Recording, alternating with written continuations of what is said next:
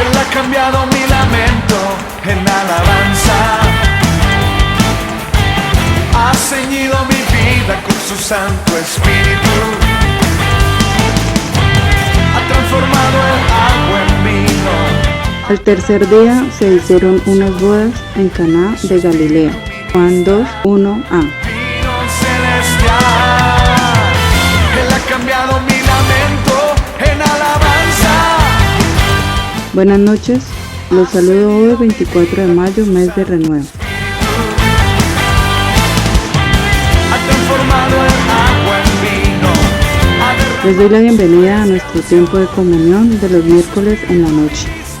Avanzaremos en la serie al tercer día. Hay vino celestial. Hay vino celestial. Meditaremos en un hombre ciego. Hay vino celestial. Hay vino celestial. Hay vino celestial. Buenas noches, hermanos, Dios les bendiga. Continuamos nuestra serie al tercer día y hoy nos corresponde el tema un hombre ciego. Oremos nuevamente. Padre, en el nombre de Jesús, gracias te damos por esta nueva oportunidad que nos das. Estamos delante de ti, Señor. Nuestro corazón está abierto y dispuesto para ti. Envía tu luz y tu verdad. Enséñanos, Señor. Impártenos tu vida. En el nombre de Jesús. Amén. Ya casi estamos terminando esta serie al tercer día. Consta de 10 partes. Y hoy estamos en uno de los ejemplos muy especiales. Nos corresponde los capítulos 9 y 10. Es el penúltimo ejemplo del principio de señales que vemos en el Evangelio de Juan. Quiero recordarles que hace 8 días iniciamos como una especie de segunda parte de los temas. Una segunda parte de los temas que van desde el capítulo 8 al capítulo 11. Entre el capítulo 3 y el capítulo 7 hay cosas que Dios nos da. Dios nos suple, nos da unas cosas que necesitamos. Nos da, por ejemplo, en el capítulo 3, vida eterna. Capítulo 4, satisfacción. En el mismo capítulo 4, sanidad. En el capítulo 5, vivifica a un hombre que estaba paralítico. En el capítulo 6, nos da alimento para saciar nuestra hambre. Capítulo 7, sacia la sed del pueblo. Mientras en el capítulo 8, 9 y 10 ya no es algo que nos da el Señor, algo que necesitamos y que nos da, sino que es algo que de lo que nos libra. Es todo lo contrario. Hay 3 cosas de las que el Señor nos libra. De pronto son las 3 peores cosas que nos suceden a nosotros como seres humanos. Si tú tienes a tus padres vivos, quiero decirte que tus padres son susceptibles de esas 3 cosas. O si tienes tus hijos, tus hermanos, tus seres queridos, todos. Somos susceptibles de esas 3 cosas. Son 3 cosas terribles, son las 3 peores cosas que nos pueden suceder. Están en los capítulos 8 al 11 de Juan. En el capítulo 8, lo vimos hace 8 días, se trata del pecado. Capítulo 9 y 10 que nos corresponde en esta noche, se trata de las tinieblas. Y el capítulo 11 se trata de la muerte. La Biblia nos enseña que el pecado trae como consecuencia la muerte. Pero en medio del pecado y la muerte hay unas tinieblas. Cuando pecamos, inmediatamente quedamos nosotros en tinieblas. Por eso es tan importante ir pronto delante de la presencia del Señor en arrepentimiento, para que Él nos perdone, para volver a la comunión y volver a disfrutar la luz. Si seguimos al Señor, no tenemos necesidad de andar en tinieblas, es lo que aprendimos hace 8 días con esa persona pecadora. Hoy vamos a ver el caso entonces que sigue, que es el de las tinieblas. Hay un pecado que nos conduce a las tinieblas. En Juan capítulo 9 tenemos los primeros 14 versículos. Hay muchísimos versículos. La ventaja que siempre encontramos en el Evangelio de Juan es que son versículos muy fáciles de leer, muy fáciles de entender.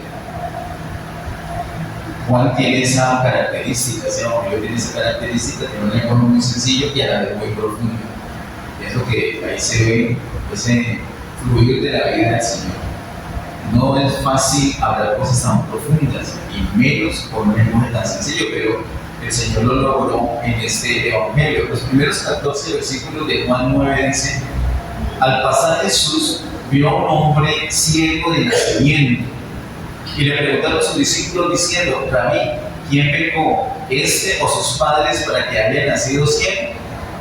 Respondió Jesús: no es que pecó este ni sus padres, sino para que las obras de Dios se manifiesten en él.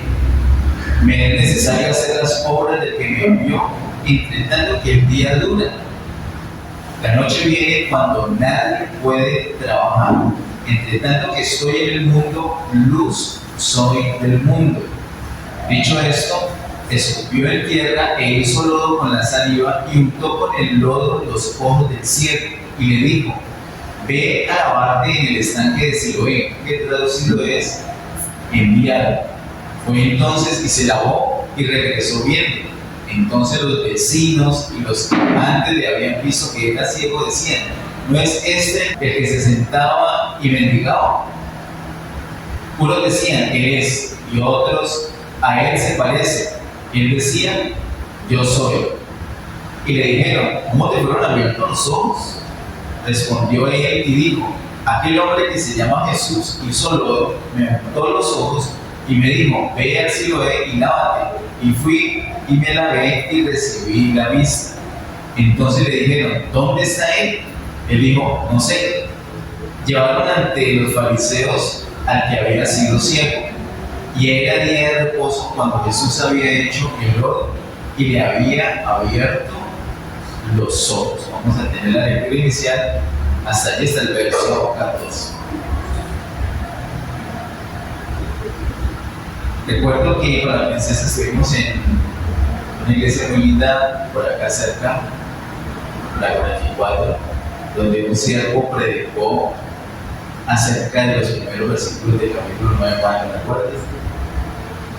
Y él nos puso un punto de vista muy especial, que no es el enfoque que tenemos nosotros para hoy, pero me gustó mucho como él dice que muchas veces nosotros como seres humanos no vemos lo que el Señor ve.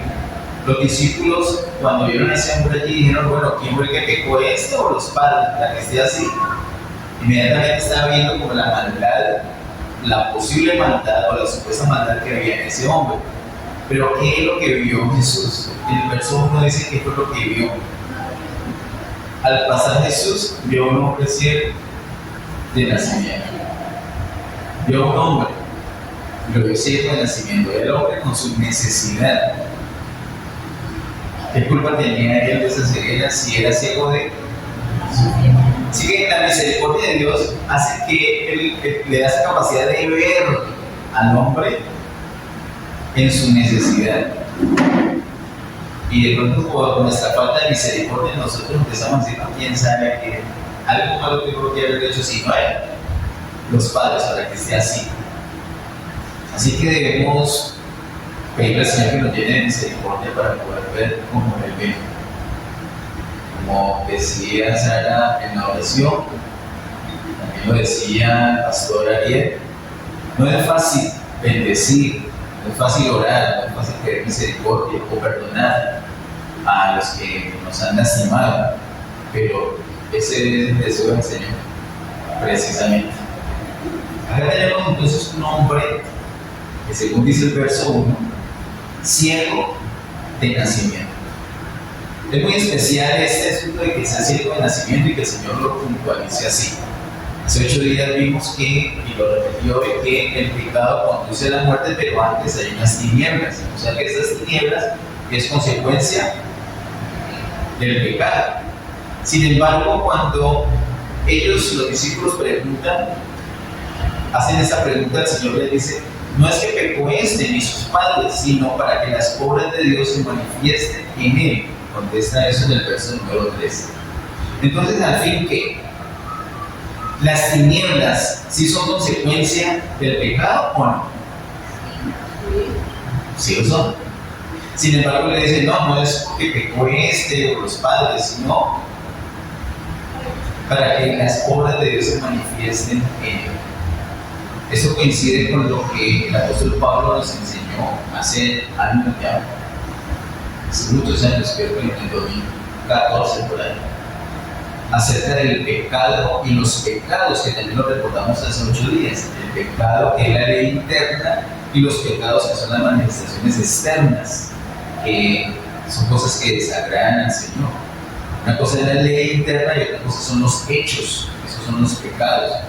Acá ese hombre está así, no porque él haya cometido algún pecado o porque los padres cometieron algún pecado. Ese pecado entonces es del tipo de pecado con plural de hechos, pecados, parte de pecados, la práctica de los pecados. No es porque hayan cometido un pecado. Él está así desde nacimiento. Y es muy importante ir a la profundidad que caracteriza este evangelio para darnos cuenta que todos nacimos en tinieblas. Todos nacimos con una consecuencia del pecado, porque todos por constitución somos pecadores. Esa es la enseñanza del apóstol Pablo en la carta de los Romanos. Por constitución somos pecadores, no por práctica. No porque pecamos nosotros o nuestros padres, sino que de nacimiento, porque venimos de Adán, porque el pecado entró en un hombre y por un hombre pasó a toda la humanidad. Es por esa razón. Y por esa razón también la consecuencia. Así como viene el pecado, hay una consecuencia de muerte. Pero recuerden que entre el pecado y la muerte hay unas tinieblas. Por eso, de nacimiento, nosotros estamos en tinieblas. Por eso este hombre está en tinieblas, y no porque haya pecado o porque sus padres hayan pecado. Es un ejemplo perfecto que el Señor usa para hacer esta ilustración. Así que Él lo sana de una manera muy especial, de una manera que sinceramente yo no quisiera que en alguna reunión me ministraran o curando por una enfermedad. Yo no quisiera que me escupieran. Yo he visto a muchos ser escupidos, otros ser soplados, y yo quisiera que para ese efecto oraran por mí, más bien por teléfono. Pero igual, si voy a ser sano, que sea como el Señor quiere hacerlo. Pero a veces ponemos como algo que el Señor hizo por alguna razón particular, ya lo ponemos es como un ritual. Entonces, ese hombre es ciego, sí, y ahora por él sí, pero le echaron escupa a los ojos, no. Entonces, ¿cómo va a ser sano? El Señor aquí está enseñando algo muy especial. Recuerde, hay unas palabras muy especiales que dice en el verso 5: entre tanto que estoy en el mundo, luz soy del mundo. Lo que necesita ese hombre es la luz del mundo. Lo que necesita ese hombre es a Jesús. Y cuando él escupe, echa saliva suya en la tierra para hacer lodo en el barro, lo que está haciendo es un ungüento, está haciendo una mezcla, y eso es un ungüento. Nosotros aprendimos con 1 Juan que el Espíritu Santo, que la unción mencionada en 1 Juan 2 y 1 Juan 4, no es el Espíritu Santo que conocimos de pronto en el Antiguo Testamento, sino que ahora se trata de un ungüento. La unción es un ungüento, es una combinación, es una mezcla mejor. Es una mezcla de divinidad y una mezcla de humanidad. Ese concepto es un concepto muy especial que el apóstol Juan nos enseña. La unción es una mezcla de humanidad y divinidad. De tal manera que cuando el Señor escupe, está saliendo algo literalmente de su boca, algo propio de él, algo divino, y lo está mezclando con algo que es de naturaleza humana, porque el Señor nos hizo del barro de la tierra. Así que está juntando lo divino con lo humano, y esa es la función, ese es el encuentro que nosotros necesitamos. Y pienso yo que ese encuentro es tipo precisamente de Cristo, que tiene naturaleza humana y tiene naturaleza divina. Y cuando este hombre ciego tiene ese bajo allí, pues ahora sí que es lo que no ve, porque antes por lo menos no tenía, no estaba tapado los ojos, pero tras de ciego, ahora tiene todo ese barro ahí en los ojos, no puede ver, pero el Señor le dijo que debía ir a cierto lugar y lavarse. Cuando él obedece, inmediatamente él recibe la vista. Es necesario acudir al Señor en nuestra necesidad, exponernos delante de Él, recibir lo que Él nos da, pero también es muy necesario obedecer lo que nos diga. Ese hombre obedeció. Cuando obedeció, entonces se manifestó su sanidad. Quiero que me acompañen, por favor, aquí mismo a los versos 30 y al 34. Juan capítulo 9, versos 30 al 34 dice: respondió el hombre y le dijo: pues esto es lo maravilloso, que vosotros no sepáis de dónde sea, y a mí me abrió los ojos. Y sabemos que Dios no oye a los pecadores, pero si alguno es temeroso de Dios y hace su voluntad, a ese oye. Desde el principio no se ha oído decir que alguno abriese los ojos a uno que nació ciego. Si éste no viniera de Dios, nada podría hacer. Respondieron y le dijeron: tú naciste de todo el pecado y nos enseñas a nosotros. Y le expulsaron. Diga, le expulsaron. ¿A quién expulsaron? Al ciego. Expulsaron al ciego. Entre el momento de la sanidad y este momento de la expulsión que acabo de leer, han sucedido varias cosas. Primero, él lo interrogan. Dice: no, fue Jesús. Él me dijo: haga eso, yo lo hice el día de la letra, y mire ya. ¿Y cuál es dónde está el Señor Jesús? No sé. Está por ahí, no sé. Y lo llevan a los fariseos, porque encima fue un día sábado que el Señor le hizo esa sanidad a ese hombre. Lo interrogan y él cuenta su testimonio tal cual. Y eso pues enfurece a los fariseos. Y dice: pero tú qué dices de él, a ver si dice: no, es ningún pecador. Pero no, yo creo que es un profeta. No, pues no les gustó que era así. Entonces siguen como dilatando el asunto, buscando una excusa, buscando a alguien que dé una mala referencia.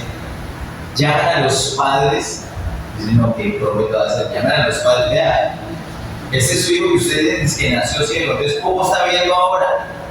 Y los padres, asustados para que no lo expulsaran, como sucedió con el hijo, lo expulsaron de la sinagoga, lo expulsaron de la comunión de la religión judía, lo sacaron aparte por confesar a mis hijos. Y los papás no querían eso. Entonces dijeron: bueno, a ver, nuestro hijo es nuestro hijo. Ciego nació, hasta ahí sabemos. Pero, ¿cómo está bien ahorita? No tenemos ni idea. Imagínense la oportunidad que tenían los padres para contar un testimonio y darle gloria a Dios.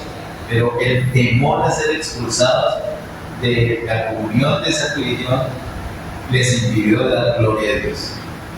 Pregúntenle a él, ya está grandecito, que hable por sí mismo. Y lo vuelven a interrogar y él vuelve a decir lo mismo. Incluso les dice: bueno, ya me han preguntado mucho, es que ustedes también quieren creer. Y entonces se enfurecen y le injurian a él, hasta que finalmente en ese proceso se da la expulsión. ¿De dónde lo expulsaban a él? ¿Por qué lo expulsaron de la sinagoga? Por dar testimonio de Jesús, por confesar a Cristo, lo expulsaron de la comunión de la religión judía. Antes de ir al capítulo 10, quiero que miremos por favor en 2 Corintios 4:4. 2 Corintios capítulo 4, verso 4, dice: en los cuales el Dios de este siglo cegó el entendimiento de los incrédulos para que no les resplandezca la luz del Evangelio de la gloria de Cristo, el cual es la imagen de Dios. Aquí el apóstol Pablo está hablando de una ceguera espiritual. Quiero que usted note cómo encaja perfecto esa ceguera espiritual en esa ceguera física que estamos refiriendo en Juan capítulo 9. También quiero que leamos en Hechos capítulo 26. Hechos capítulo 26, el verso 18. Hechos 26, verso 18 dice: para que abran sus ojos, para que se conviertan de las tinieblas a la luz y de la potestad de Satanás a Dios, para que reciban por la fe que es en mí perdón de pecados y herencia entre los santificados. Entonces mire cómo dice: para que se conviertan de las tinieblas a la luz, pero al principio ha dicho: para que abras sus ojos. La ceguera espiritual que refieren estos dos versículos que he leído casa perfecto con la situación que estamos mirando en Juan capítulo 9. Y quiero que con un versículo que está en el capítulo 10 miremos que el capítulo 9 y el capítulo 10 nos hablan de una sola cosa. No es un tema en el capítulo 9 y otro tema distinto del capítulo 10, sino que los dos capítulos nos hablan del mismo tema. ¿Qué tema? Un hombre ciego, por la sanidad de ese hombre. Los otros capítulos, los otros ejemplos que hemos visto, en general, la mayoría en general, cada capítulo nos habla un episodio, por ejemplo, de un hombre moral, capítulo 3, ya no más. Incluso en el capítulo 4 habían dos ejemplos, ¿cierto? Una persona inmoral y un niño, un muchacho moribundo. Pero en general era un tema por capítulo. Acá tenemos un tema en dos capítulos. Si me acompañan por favor a Juan capítulo 10. Juan capítulo 10, el verso 21. Juan 10, 21 dice: decían otros, estas palabras no son del endemoniado. ¿Puede acaso el demonio abrir los ojos de los ciegos? Entonces mira cómo muestra ese versículo 21, que es el mismo tema que ha iniciado en el capítulo 9. El capítulo 9 y el capítulo 10 nos hablan de un hombre ciego. Y ahí en el capítulo 10 se nos da una interpretación más profunda, más espiritual de lo que sucede físicamente en el capítulo 9. En el capítulo 9 recordemos que había un hombre judío, ciego, de nacimiento. El Señor lo sanó, él en obediencia recibió esa sanidad y luego dio testimonio de que él lo había sanado, y eso le costó la expulsión de la comunión, lo expulsaron de la religión judía, en otras palabras. Ahora miremos en el capítulo 10 los primeros 11 versículos.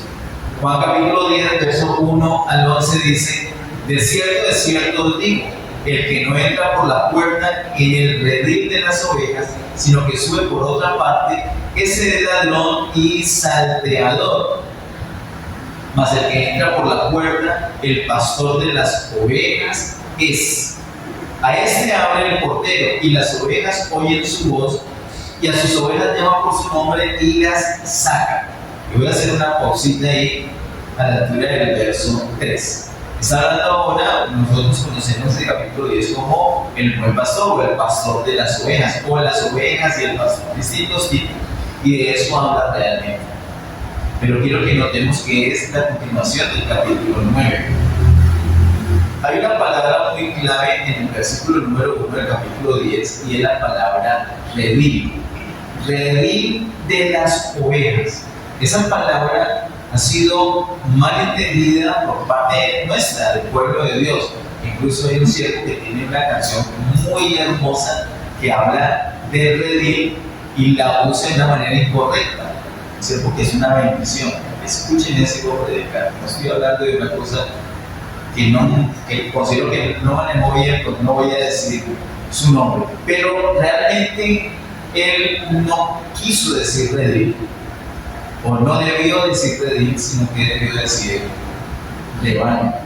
Una cosa es el redil, otra cosa es el rebaño. Si nosotros miramos solamente el capítulo 10, nos cuesta dificultad entender la diferencia. Pero si vemos los dos capítulos como una unidad, que es lo que sucede, nos damos cuenta que redil y rebaño son cosas completamente distintas. Dice en el versículo 2, mas el que entra por la puerta, el pastor de las ovejas es. Ahora, mucha atención con el verso 3. A este abre el portero. ¿A quién? Al pastor. ¿Y por dónde entra el pastor? Por la puerta. A este abre el portero. Y las ovejas oyen su voz. ¿Dónde estaban las ovejas? ¿Dónde estaban las ovejas? Hasta donde estoy leyendo el versículo 3 de Juan 10, ¿dónde estaban las ovejas?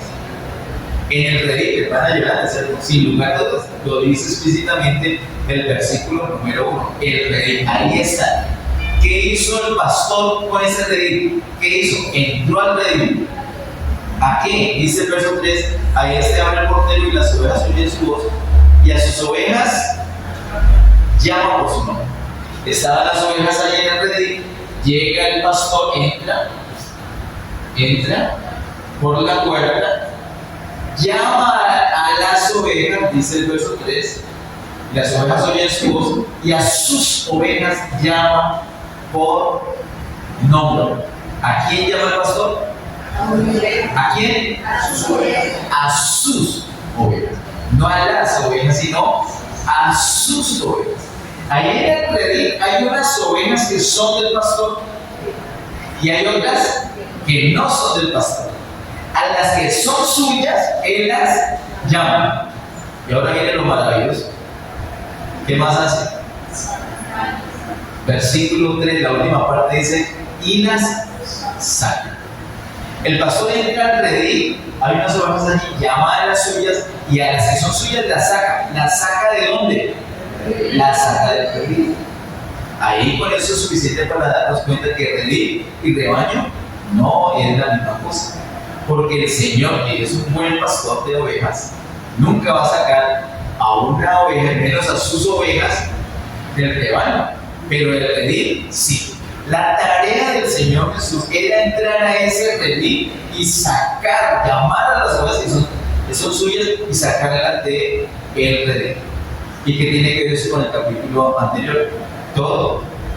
Ahí había una ovejita en el redil. ¿Cómo estaba esa ovejita? Ciega. ¿Pero de quién era esa ovejita? Oh, del pastor. Y va el pastor y llama a la oveja. Y la oveja fue. ¿Y qué hizo con esa oveja? La sacó. ¿La sacó de dónde? Del redil. Sacó al ciego del redil. Lo metió en un problema, porque él estaba cómodo en el redil. Ahora lo expulsaron del redil. ¿Qué es entonces el redil? El redil es la religión, aquí literalmente es la religión judía apoyada en la ley. ¿Qué es lo que caracteriza al redil? La ley. La religión judía es ese redil. Allí fueron metidas unas ovejas, eso lo aprendimos hace muchos años, creo que en el 2017. Las ovejas fueron metidas allí esperando que viniera la promesa, esperando que viniera el Señor Jesús. Ahí eran cuidadas, custodiadas, encerradas. Pero cuando ya vino Jesús, entró allí al redil, llamó a sus ovejas y las sacó del redil. El Señor las sacó del redil. Quiero que me acompañes, por favor, a Gálatas capítulo 3, versos 23 y 26. Gálatas capítulo 3, versos 23 al 26.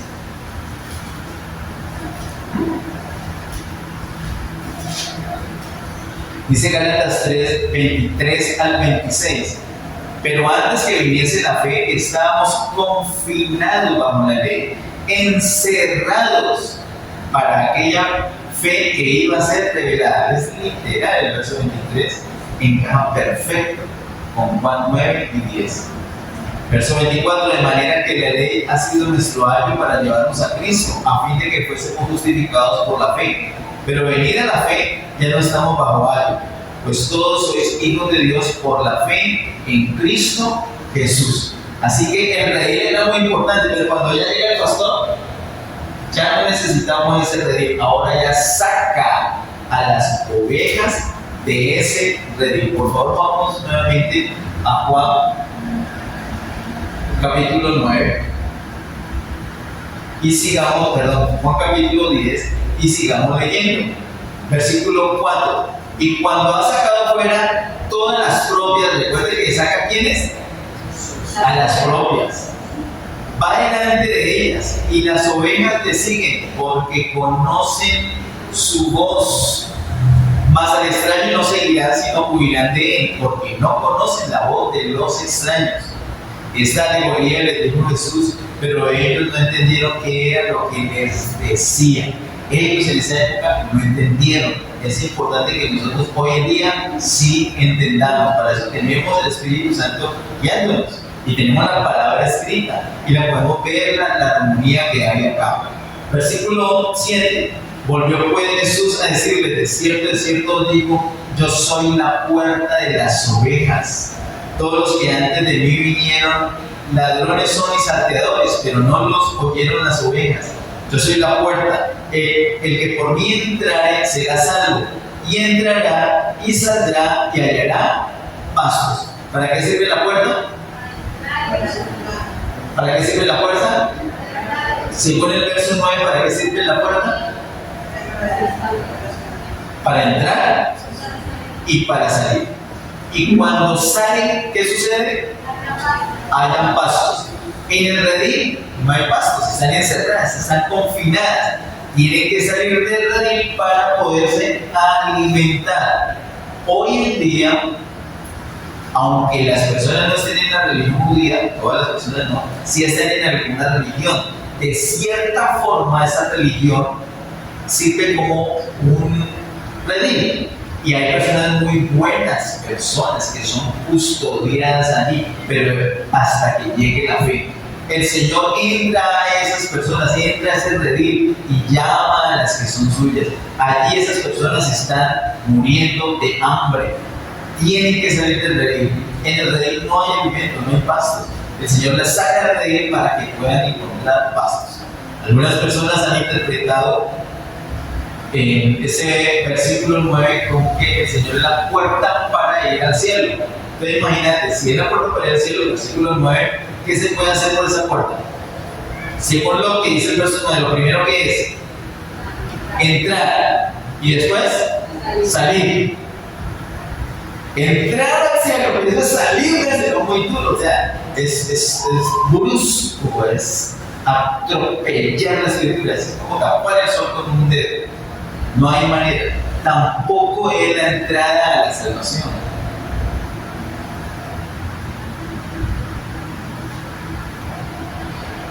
Sino que es la entrada al redil y la salida del redil.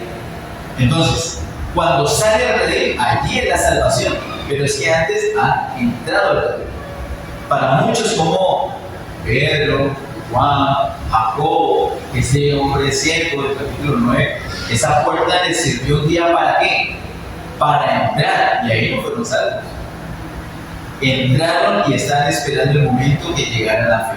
Ahora llegó la fe, ahora ya salieron de ahí. Pedro salió de ahí, Juan salió de ahí, Jacobo salió de ahí, este hombre ciego salió de ahí. Salen de allí para poderse alimentar. Versículo número 10. El ladrón no viene sino para hurtar y matar y destruir. Yo he venido para que tengan vida y la tengan en abundancia. Yo soy el buen pastor. El buen pastor su vida da por las ovejas. Quiero hacer una referencia muy importante allí en versos 10 y 11. El verso 10 dice, la segunda parte dice: yo he venido para que tengan vida y la tengan en abundancia. Hicimos recientemente el ejercicio de mirar el versículo 10 de Juan 10 en la Biblia interlineal griego y español. Es una Biblia muy especial porque tiene una línea en griego y abajo cada palabra la traducción en español. es una traducción literal. Entonces, cada palabrita en griego, abajo la palabra en español. Es muy útil para encontrar los detalles como estos.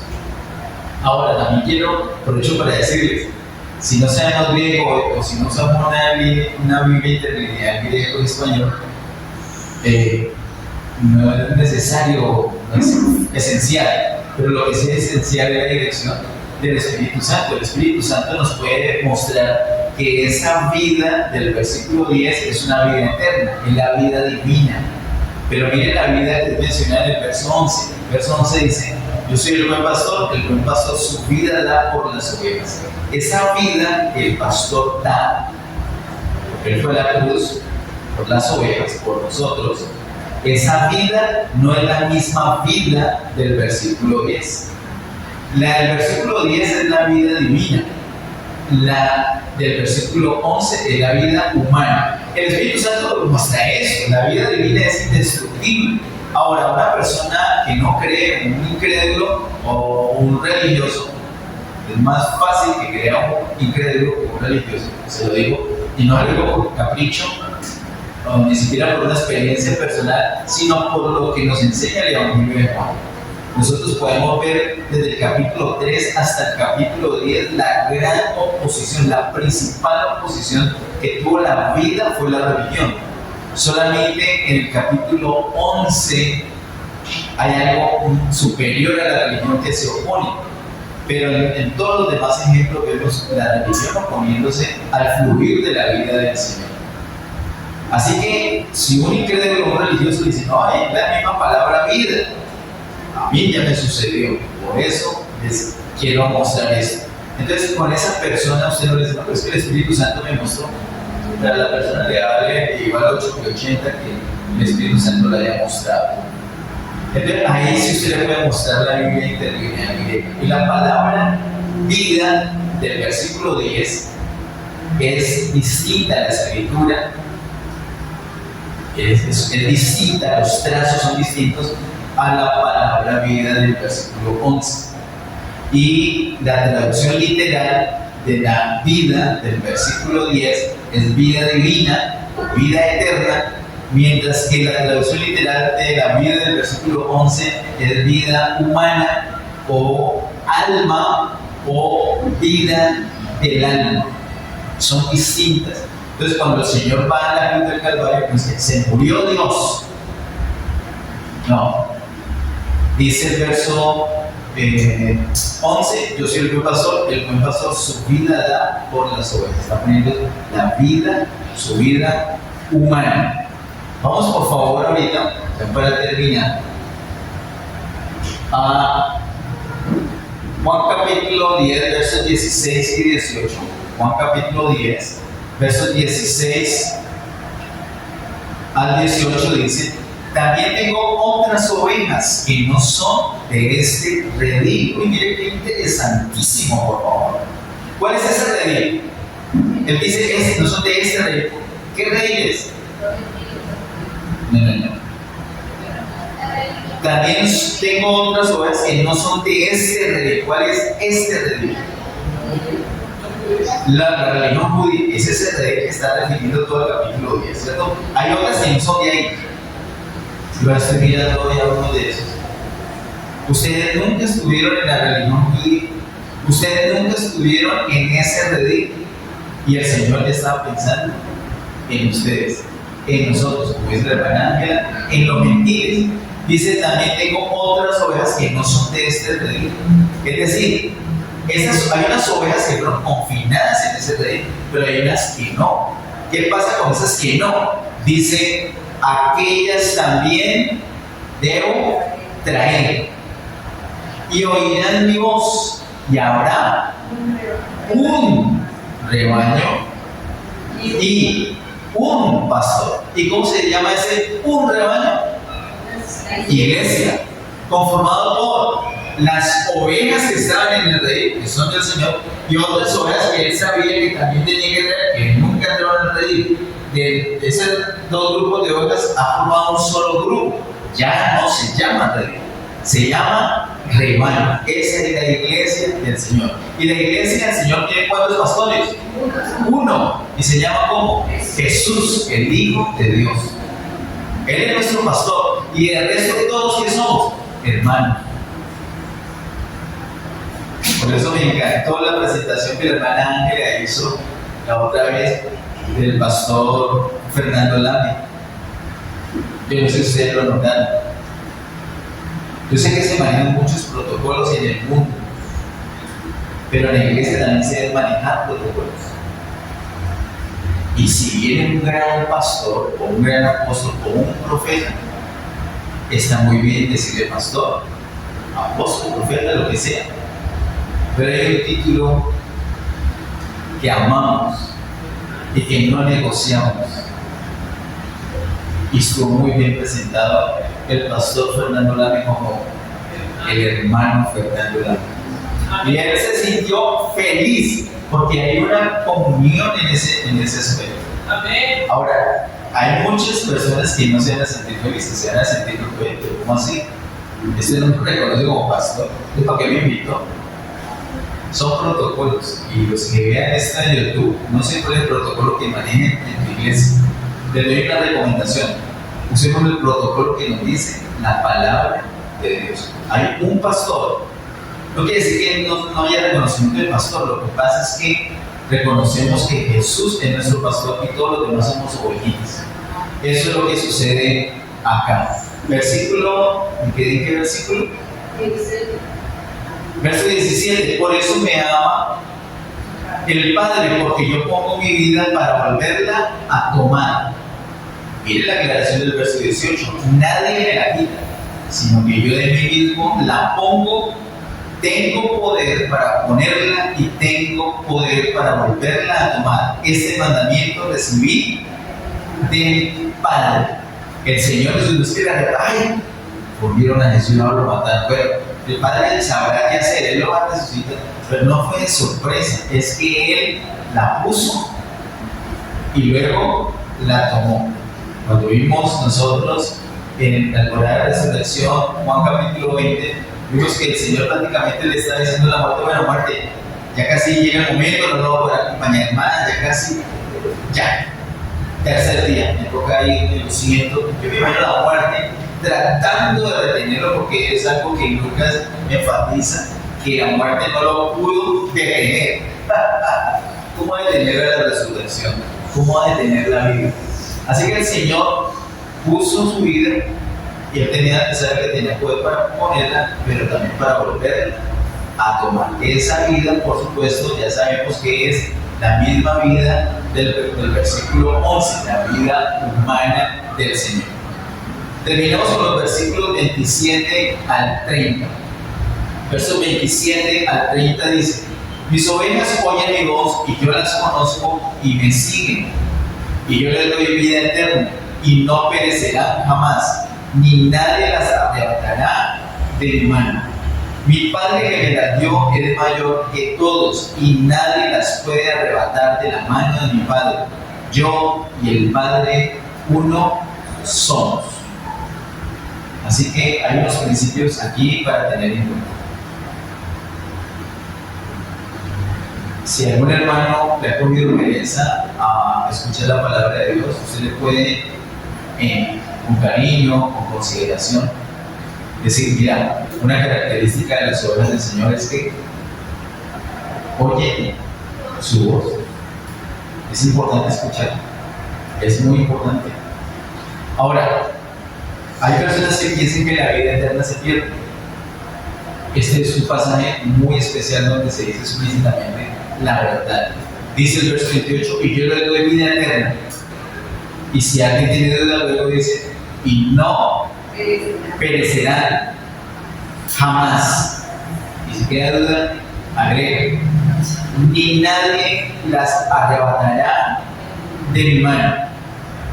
Ese versículo 28 es poderoso al extremo. El ser humano tiene un temor porque es consciente de su debilidad. Cuando no somos conscientes, de pronto no tenemos ese temor. Pero después de ser conscientes de nuestra debilidad, tenemos que ser conscientes de una cosa: y es del poder de Dios. Y después de ser conscientes del poder de Dios, tenemos que ser conscientes del diseño. No es que nosotros con nuestra fuerza estemos agradando a Dios. Pobre de nosotros. Es que el Señor es el que nos tiene a nosotros agarrados. Dice la última parte del verso 28, y nadie las arrebatará de mi mano. Yo le dije en virtual, en una prédica virtual, dije algo muy agresivo, algo que los pastores no deben decir. Pero le hice el desafío a los que estaban por ahí conectados en esa ocasión. Les dije, hagan un intento, les dije, hagan un intento. Aléjense del Señor. Váyanse lejos. Váyanse del Señor. Los que son creyentes, váyanse. A ver si pueden. No hay manera. El que es creyente, no hay manera que se vaya. Gloria a Dios. No hay manera. Piensa, ¿no? En el engaño. Mire, yo sí me fui. No, es por los días siguientes, o la semana siguiente, o el mes siguiente, o el año siguiente.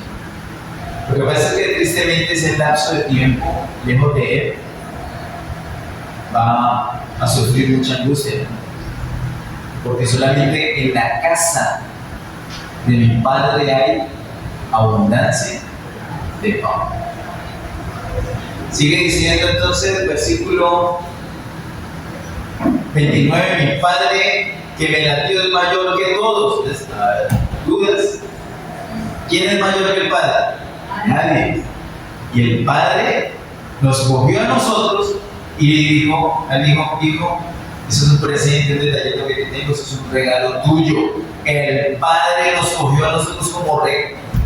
Mire, dígale a la persona que está ahí cerquita, que es un regalo del Padre para el Hijo.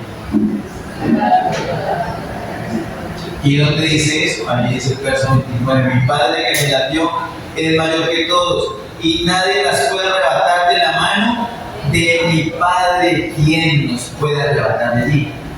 Nadie. Nadie. Eso se llama seguridad de salvación. Gloria a Dios. Pero bueno, y al fin era del Hijo o del Padre, porque ustedes no falta que empiece a hacer polémica por esas palabras. No falta que no haya entendido Juan capítulo 14. Y como no hemos llegado allí porque vamos en el 10, entonces el Señor en su misericordia pone el verso siguiente, verso 30. Yo y el Padre, uno somos. Nada nos puede arrebatar de la mano del Señor. Amén.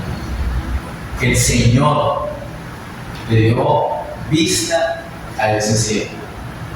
Las personas que están en el redil, que están en la religión, están cieguitas, son ovejas que están cieguitas hasta que llega el pastor que es la luz del mundo y les devuelve la vista. Cuando ellos reciben la vista, dicen, ¿qué hago en este redil si los pasos están afuera? Entonces siguen la voz del pastor que los saca del redil para que puedan alimentarse.